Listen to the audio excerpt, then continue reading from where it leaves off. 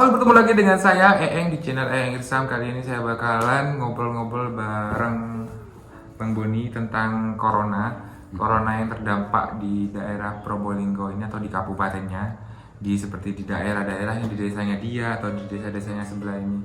Meski di Probolinggo itu belum ada kasus apa ya, positif resmi, kena positif resminya itu belum ada. Cuma ODP-nya lumayan banyak ya. ODP lumayan banyak, PDP-nya juga lumayan banyak. Mungkin kita bakalan bahas ini sedikit-sedikit aja. Oke, saya mau nanya Mas. Menurutnya kamu, kita nanya dampaknya dulu.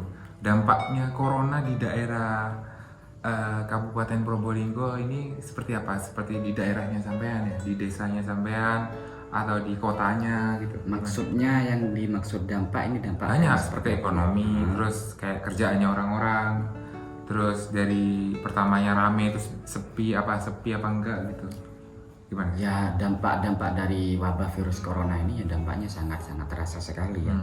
Yang awal mulanya rame di tempat-tempat yang ada tongkrongan itu, terus di pasar ataupun di pesantren agak terasa, sangat terasa.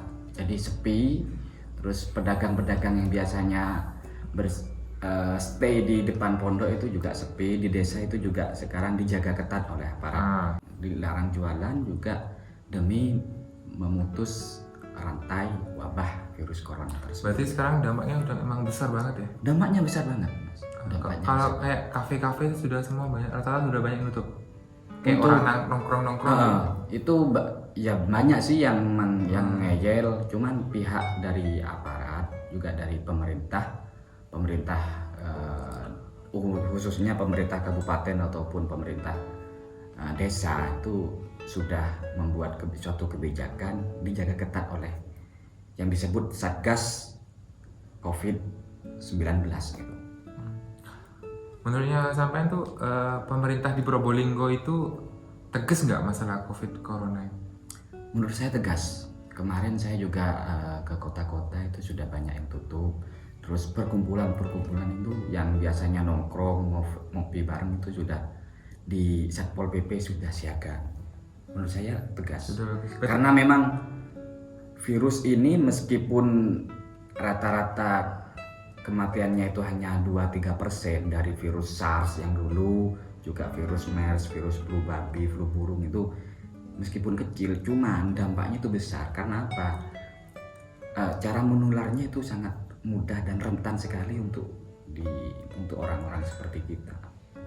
Oh, itu saya mau nanya lagi Mas, kayak Satpol PP atau polisi itu negur orang-orang itu di kota, di jalanan aja apa masuk ke desa juga? Yang kemarin yang saya tahu itu polisi itu masuk ke desa. Oh, juga masuk ke desa guys. Yang bermain itu kan kadang ada kan orang-orang desa yang ngeyel gitu ya. Termasuk ya saya sendiri. Barusan saya juga ditegur. Masuk ke desa dan terus ya dan ditegur di apa namanya? Dikasih himbauan, dikasih peringatan agar stop dulu berada di luar rumah, berkumpul-kumpul bareng teman-teman agar memutus mata rantai virus wabah corona tersebut. Ya sebenarnya sih bagus, cuman karena ngeyelnya orang desa lah seperti itu memang. Karena menurut mereka tidak mungkin sampai ke desa dan dalam datanya memang kebanyakan orang-orang kota yang terkena virus tersebut. Mungkin gara-gara sering bertemu sama orang luar. Ya, itu memang yang harus dihindari. Memang stay at home. Gitu. terus menurutnya sampean tuh Mas ya, Mas Boni, Mas Boni. Menurut saya Mas Boni ini untuk pemerintahan Probolinggo, Kabupaten Probolinggo atau Kota Probolinggo tuh apa yang harus ajukan atau dilaksanakan gitu loh untuk kedepannya biar bisa memutuskan silaturahmi corona ini? Untuk himbauan itu kan sudah bukan cuma dari Pemkab ataupun dari Pemprov, tapi itu kan sudah aturan dari pemerintah pusat memberikan himbauan kepada Pemprov memberikan himbauan kepada Pemkab. Semuanya aturannya sama, yaitu melarang untuk beraktivitas di luar rumah, terlebih untuk berkumpul, berkerumun. Melarang mengadakan itu, seperti hajatan itu dilarang. Semuanya itu dilarang. Hajatan pernikahan, resepsi pernikahan, terus yang dilarang juga itu arisan yang kemarin di Jember ada. Yang dimarahin polisi itu. Iya, yang dimarahin Itu di polisi. Jember? Iya, itu di Jember. Apa lagi? Terus kan kayak gini kan, apalagi sampean tuh kan anu ya Mas Boni, sampean tuh kan deketnya juga di rumahnya juga itu wilayahnya deket di pesantren. Dampak maksudnya dilihat dari luar dampak pesantren itu kayak gimana? Maksudnya gimana ya? Kan biasanya pesantren itu kan ramai banget. Terus tiba-tiba lockdown, terus akhirnya sama pesantren juga lebih dimusyawarahkan untuk lebih baik santri itu pulang.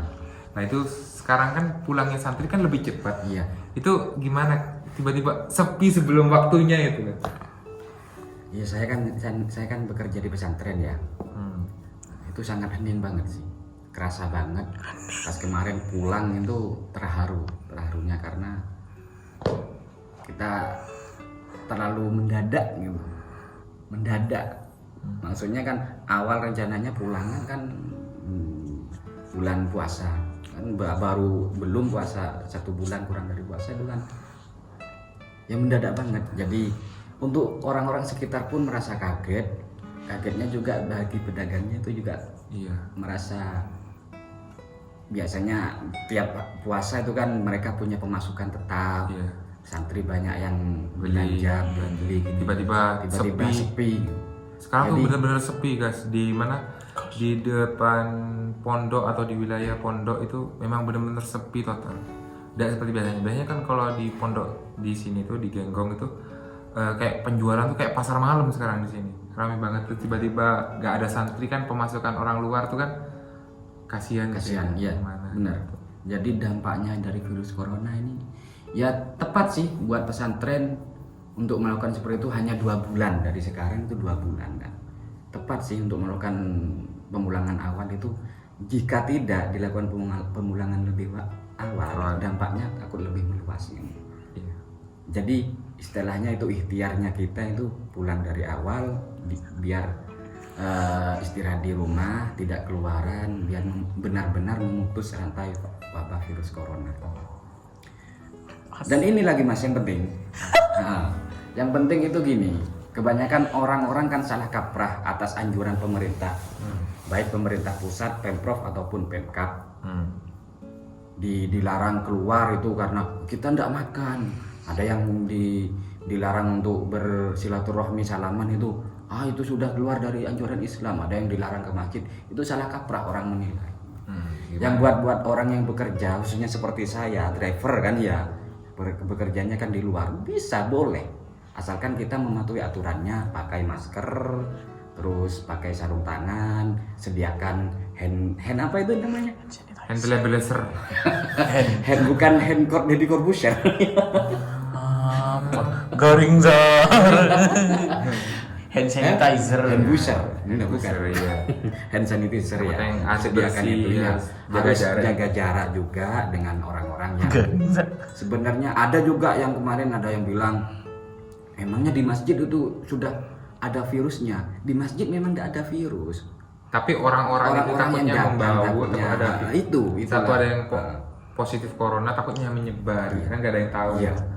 Makanya di daerah-daerah yang sudah terpapar virus corona atau yang red zone ya, yang zona merah, itu kenapa dilarang? Itu karena agar wabah tersebut cepat hilang. Kalau tidak dilakukan seperti itu akan makin meluas nantinya. Yang kemarin di Jember, Lumajang, Situbondo itu kan masih status kuning ya, belum merah, masih hijau. Sekarang sudah merah semua di Lumajang. Tinggal Probolinggo, mudah-mudahan Probolinggo ini enggak. Amin. Apalagi sekarang di Malang juga sudah ada yang sembuh. Di Malang juga ada yang semoga sembuh semua. Kedepannya itu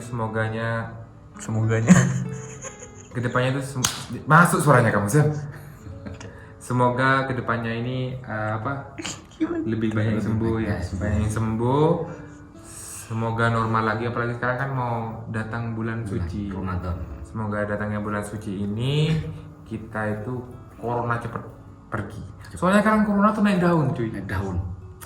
Semua kalah. Apalagi komunitas kondom Rona itu lebih bahaya. Ada juga sih. Garingnya